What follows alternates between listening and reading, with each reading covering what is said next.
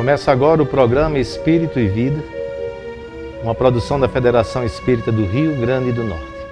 Os homens sempre acreditaram na existência de seres dedicados absolutamente ao mal e seres dedicados ao bem, seriam os anjos e os demônios. Sobre as origens dessa crença, sobre as suas consequências, nós vamos conversar com Altamir. Altamir Cunha é escritor, palestrante, divulgador espírita e conhecido aqui do nosso programa. Altamir, mais uma vez, muito bem-vindo ao programa Espírito e Vida. Obrigado, eu também agradeço essa oportunidade, de estar aqui com vocês, sempre uma alegria. A existência dessa entidade maléfica, das legiões do mal, ou seja, o Satanás, não é uma coisa absolutamente improvável, não é uma coisa, digamos assim, démodé, ou seja, nos tempos modernos ainda cabe essa concepção de Satanás? Realmente é muito forte isso na mente das pessoas, é algo que realmente marca e não é fácil tirar. Isso, claro que com o tempo nós vamos observando que precisamos mudar. E hoje já não é mais como era antigamente. Porque se nós imaginarmos esse ser que, pelo que dizem, tem um poder igual e às vezes até maior do que Deus, porque pelo que nós vemos as pessoas falarem aí, esse ser luta contra Deus, quer dizer, um adversário, e no entanto foi criado por Deus. Quer dizer, foi alguém que se rebelou e nós perguntamos, onde estaria aí a onisciência de Deus, o seu poder, a sua onisciência para criar um ser que se rebelaria contra ele? Na verdade, quando a doutrina espírita traz a oportunidade de nós refletirmos a respeito da condição espiritual que todos nós passamos, saídos da ignorância, quer dizer, de forma igual, todo mundo, do princípio mesmo, e gradativamente nós galgarmos a nossa evolução espiritual, nós vamos compreendendo que nesse percurso da evolução, nós vamos adquirindo a inteligência e vamos conhecendo novas coisas e com isso poderemos ter atitudes como de rebeldia contra Deus. Mas na verdade são apenas momentos, exatamente pelo encantamento momentâneo que nós temos quando temos a inteligência. Saímos da fase animal para a inteligência. Então somos egoístas, às vezes praticamos crimes e tudo, mas Deus permite que nós tenhamos a oportunidade de reparação através das várias reencarnações. Isso aí é o que mostra a misericórdia divina e a justiça divina. Porque a justiça divina não estaria realmente apresentada de uma forma plena se Deus apenas perdoasse e não desse a oportunidade de nós repararmos e sentirmos em nós o mérito de termos realizado a ação. Quer dizer, se tudo fosse dado de presente, nós nos sentiríamos como marionetes na vida, não teríamos mérito algum. E a gente percebe quando a gente começa a ler sobre o assunto, que ao longo dos séculos essa imagem do Satanás ela vai sofrendo transformações, não é? Mas o que eu observo é que no Brasil o Satanás, o diabo, foi mais ou menos desmoralizado, não é? No Brasil eles começaram a oferecer cachaça, etc., na encruzilhada, e também as figuras na cultura brasileira, como o Saci, o Curupira, não é? A Caipora, não é? Que vem das tradições africanas e dos índios brasileiros. Essas entidades seriam os diabinhos nacionais? Na verdade, não deixa de ser. No pensamento daquelas pessoas, de acordo com a cultura que elas têm, realmente a influência de que existem esses seres que, inclusive, para abrandar a ira ou a ação deles, nós podemos presentear, Por exemplo, o Saci normalmente gosta de fumo, coisa desse tipo, a Caipora, coisa desse tipo.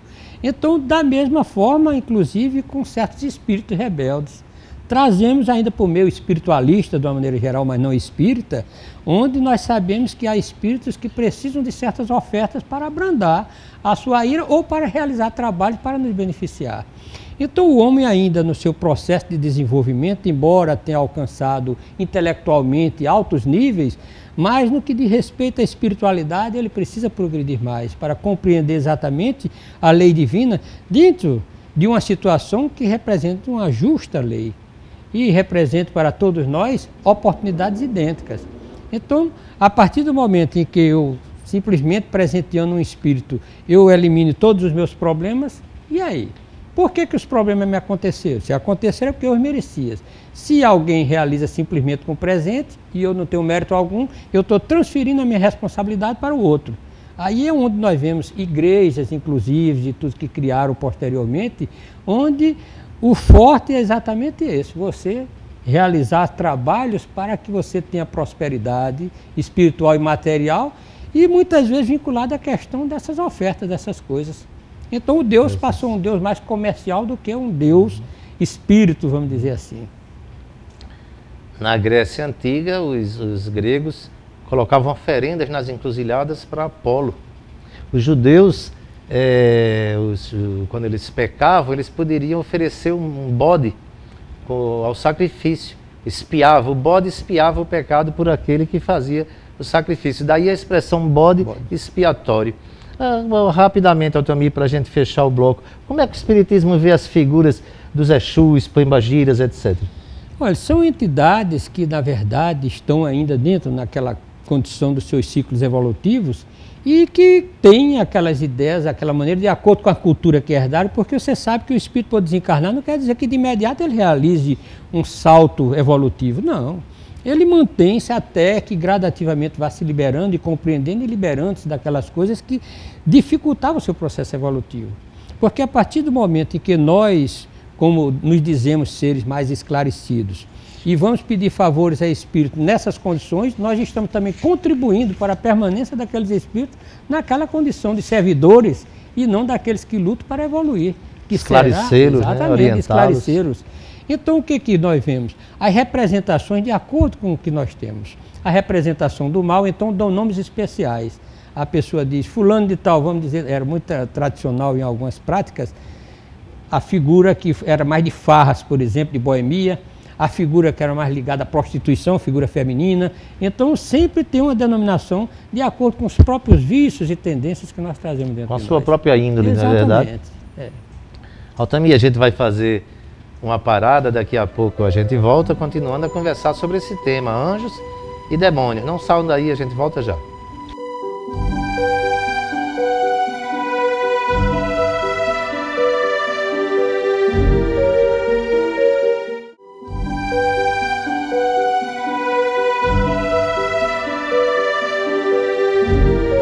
Estamos aqui com Altamir Cunha, o nosso convidado de hoje, conversando sobre anjos e demônios.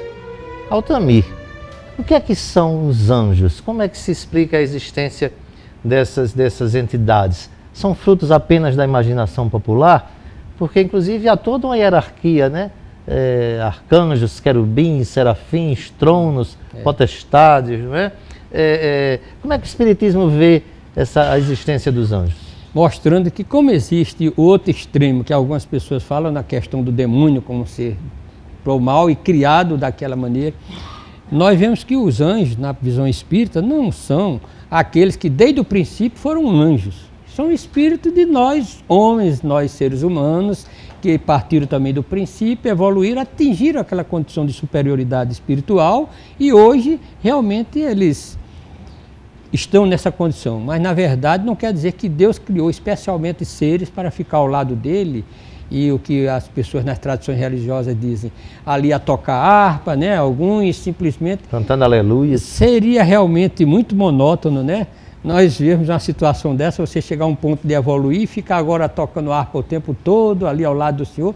Então o trabalho, como nós falamos, existe em toda parte. Mesmo os chamados anjos, como espíritos superiores, eles participam dos planejamentos universais, dos vários planetas que por aí giram no universo, nós sabemos que são habitados também. Porque a condição do espírito evoluído, o espírito superior, não é de dizer, eu atingi minha condição, quem quiser que fique para trás, acabou. Não, ao contrário, o espírito, quando ele vai galgando degraus superiores de evolução, ele vai cada vez mais sentindo a responsabilidade com aqueles que estão na retaguarda. Então esses anjos são aqueles que vivem constantemente voltados para a ajuda aos necessitados da vida, a nós que ainda estamos na retaguarda. Por isso que tem nas suas várias gradações, inclusive para nós individualmente, o que se chama anjo de guarda, né?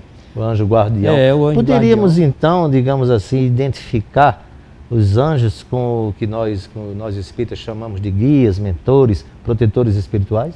Sempre fazendo uma diferença que na própria codificação nós vamos ver que não é a mesma coisa, por exemplo, o chamado anjo guardião propriamente, aquele que exclusivamente dedica-se àquela criatura, né, vamos dizer assim, com mais exclusividade, não quer dizer que seja só para ela, pode ajudar outros também, mas tem também os guias espirituais, os espíritos amigos, os espíritos protetores, que necessariamente não são os propriamente anjos de guarda daquela pessoa, o anjo guardião. São espíritos São simpáticos, espíritos simpáticos, porque espíritos todos amigos. nós temos vários. Agora tem um que assumiu o compromisso de uma ação mais direta. E nós poderemos explicar até comparando com os pais. Nós, pais, temos um compromisso de mais diretamente nós direcionar, vamos dizer, os nossos filhos para aquilo que nós achamos que é o caminho certo. A proporção que aqueles filhos vão crescendo, vão amadurecendo, vão tendo mais condição, nós vamos ainda nos preocupando, mas já não mais com aquela mesma estreiteza que antes, né? Do mesmo jeito os anjos guardiães. E não quer dizer que o anjo de guarda esteja ao lado nosso o tempo todo, sem nada a fazer só conosco, não. Agora, nós somos aquela figura que ele dedica mais exclusividade. Há uma frase que fala de uma evolução que vai do mineral à angelitude. Há uma canção também, acho que do Jacó, que diz assim: um dia todos nós seremos anjos. Um dia todos nós seremos anjos. Vamos trabalhar e acreditar que no futuro nós seremos anjos. No planeta onde o amor, unicamente o amor, há de reinar. Um dia todos nós seremos anjos. Vamos trabalhar. Um dia todos nós seremos anjos, Altamir? Claro. E está muito longe essa condição? Longe realmente, no que diz respeito, pelo menos a nossa contagem, é muita coisa ainda, né? Porque nós sabemos que nós, como espíritos de nível mediano, poderemos assim dizer, já estamos há milênios e milênios lutando no campo da evolução, né? E muitos milênios ainda temos para lutar. Então, esse é um processo longo, não resta dúvida. Mas todos nós um dia seremos anjos, porque a proposta de Deus, exatamente a proposta divina, é a perfeição espiritual.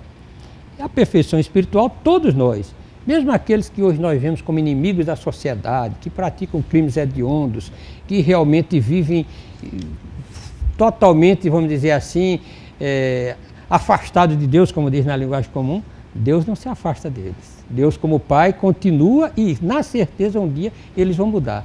Porque muitos daqueles que hoje nós chamamos de anjos, muitos daqueles que hoje nós chamamos de espíritos protetores, eles passaram por situações e muitos praticaram crime. Se nós observarmos, por exemplo, São Paulo, que na igreja chama São Paulo, Paulo de Tarso, né? Um espírito realmente de uma envergadura muito forte, vamos dizer assim, mas ele teve os seus momentos.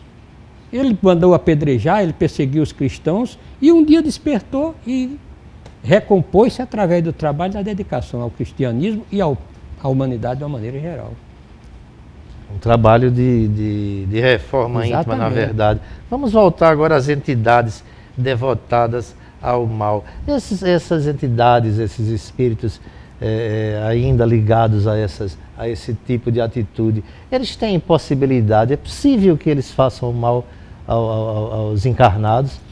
Essa pergunta nós gostamos sempre de responder com outra pergunta. É possível nós sermos prejudicados por uma pessoa má aqui na Terra? E nós vemos constantemente que somos. Por que somos? Através da influência, né, do conselho, E por que somos também, eu digo aqui mesmo na Terra, como encarnado, entre encarnados? Porque nós ainda vemos gente que pratica a criminalidade, o crime, e muitas pessoas aparentemente inocentes são vítimas. Porque para que haja realmente essa situação, essa ação, tem que haver a sintonia, tem que haver um débito, alguma coisa que se identifique com aquilo ali. Algum espírito desses que trabalham, nós chamamos muito, é muito comum nesses centros que fazem trabalho, os trabalhos feitos, pode atingir, como pode? Porque ele tem a maldade, o sentimento de prejudicar. E se a pessoa tem alguma matriz que se identifique e receptividade para aquilo ali, com certeza vai ser prejudicado. Não é um que Deus tenha esquecido, Deus não deu atenção à pessoa, não protegeu, não. Deus permite que nós aprendamos com os nossos próprios erros. Nós erramos, mas aprendemos com os erros. E a dor, muitas vezes, ela funciona como um instrumento de reparação, vamos dizer assim, para o espírito. Uma pergunta, Altamir, que inclusive está na codificação. como a gente fazer, como agir, qual a nossa atitude para atrair para a nossa psicosfera, para a nossa companhia, os bons espíritos e afastar os maus? Através dos bons pensamentos. Não existe outro recurso que não seja a transformação interior. Nós, se temos a sintonia boa, através dos bons pensamentos, das boas atitudes, nós atraímos os bons espíritos. Então, se nós estamos sendo importunados por um espírito negativo, por um espírito mau e perturbador, nós precisamos ver o que em nós existe que ainda está atraindo, para que nós façamos a mudança e, consequentemente, tiremos, vamos dizer assim, o plug, eliminemos a conexão, para que ele possa realmente, mesmo tentando, não conseguir. Os antigos diziam assim: diz-me com quem andas, que eu dir-te-ei quem és. A coisa é ao contrário: diz-me quem és e eu dir-te-ei com quem andas, Altamir? Também, porque se nós nos comportamos de forma negativa, se nós ainda alimentamos muito egoísmo, orgulho, prepotência, às vezes insensibilidade, indiferença com o problema social, o problema dos outros também, nós atraímos espírito nessas condições e, consequentemente, poderemos ser vítimas de obsessões. Muito bem, nós vamos fazer mais um intervalo, daqui a pouco a gente volta e na nosso retorno, no próximo bloco, quem vão fazer as perguntas são vocês, os telespectadores. Não saiam daí, a gente volta já.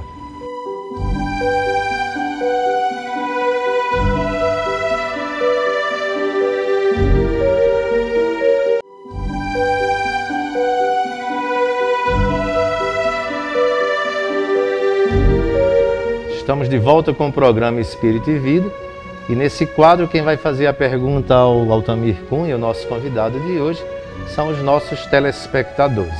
Vamos às perguntas. Meu nome é Bruna e eu gostaria de saber do programa Espírito e Vida. Os maus espíritos estão por trás de grandes guerras e catástrofes, por exemplo?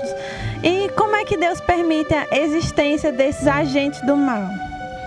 Na verdade, nós devemos considerar primeiro essas questões de tragédias e guerras como uma situação realmente de povo que ainda tem os seus débitos, situação de povo que ainda realmente alimenta muito o egoísmo, porque quando uma nação se dispõe com outra, que teria a oportunidade de resolver através do diálogo, quando predomina o orgulho, consequentemente poderá haver guerra. E não deixa de realmente atrair espíritos que também têm esse interesse.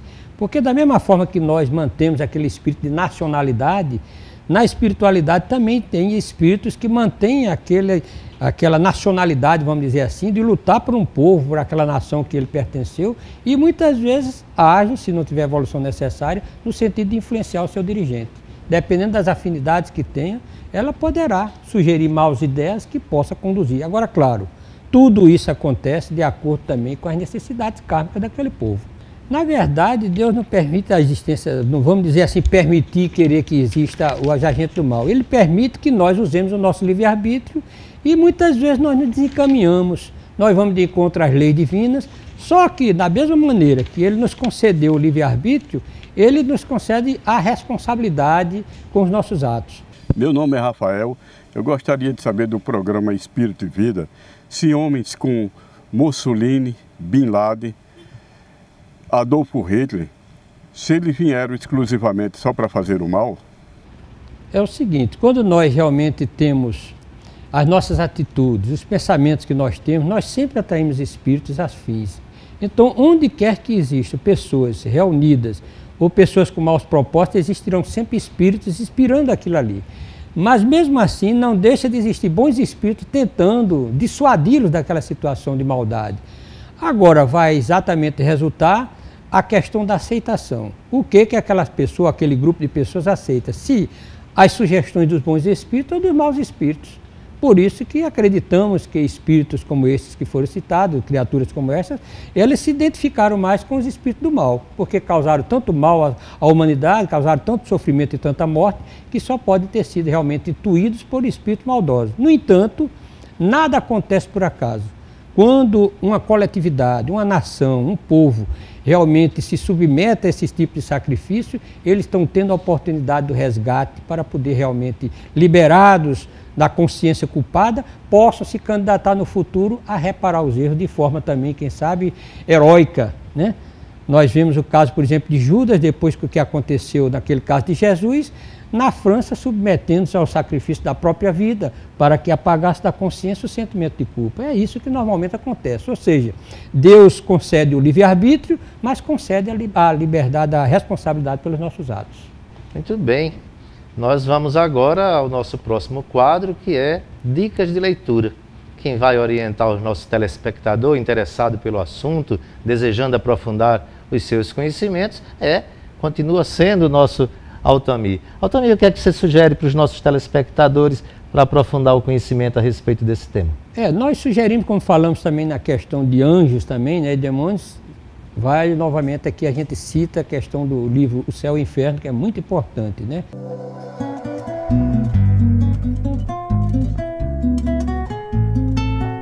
Que Jesus esteja conosco. Estamos aqui na livraria da FERN, da Federação Espírita do Rio Grande do Norte, no momento do programa Espírito e Vida, chamado Dicas de Leitura. Nós hoje iremos, para o nosso amigo telespectador, divulgar a obra, indicar a obra, sugerir a obra O Céu e o Inferno, de Allan Kardec, que trata do tema que foi desenvolvido aqui pelo programa hoje. Essa obra faz parte da codificação kardeciana, uma das obras básicas, e objetiva demonstrar a imortalidade do espírito e a condição que ele usufruirá no mundo espiritual, como consequência dos seus próprios atos. Divide-se em duas partes. A parte primeira estabelece um exame comparado das doutrinas religiosas sobre a vida após a morte, e a segunda parte, resultante de um trabalho prático, reúne exemplos acerca da situação da alma durante e após a desencarnação. Leitura importantíssima para a compreensão do que nós estamos fazendo aqui no planeta, qual é a nossa missão e o que Jesus quer da nossa participação na nossa progressão espiritual. Desejamos a todos uma boa leitura, espero que gostem do que nós estamos sugerindo para vocês. Fiquem com Deus. E para compreendermos essa questão da lei de causa e efeito, questões às vezes de certos acontecimentos e tragédias, nós poderemos aconselhar livros como Transição Planetária também, que a pessoa pode analisar o porquê dessas coisas, e as obras de André Luiz pela psicografia de Francisco Cândido Xavier, muitas obras boas, Ação e Reação. Nós vamos observar em alguns comentários de Emmanuel em obras como A Caminho da Luz, para que a gente possa ter um conhecimento a respeito dessa ligação de acontecimentos, tanto positivos como negativos, à história dos espíritos que estão ali envolvidos, né? Altamir, muito obrigado. Foi uma alegria ter você aqui em nosso programa e esperamos, evidentemente, contar com você em outras oportunidades. Estaremos sempre à disposição. Nós é que agradecemos a oportunidade. Chegamos assim ao final do programa Espírito e Vida de hoje. Agradecemos a sua companhia, a sua sintonia e contamos com você na próxima semana. Muita paz em Jesus para todos nós. Qual de nós não tem nenhum defeito?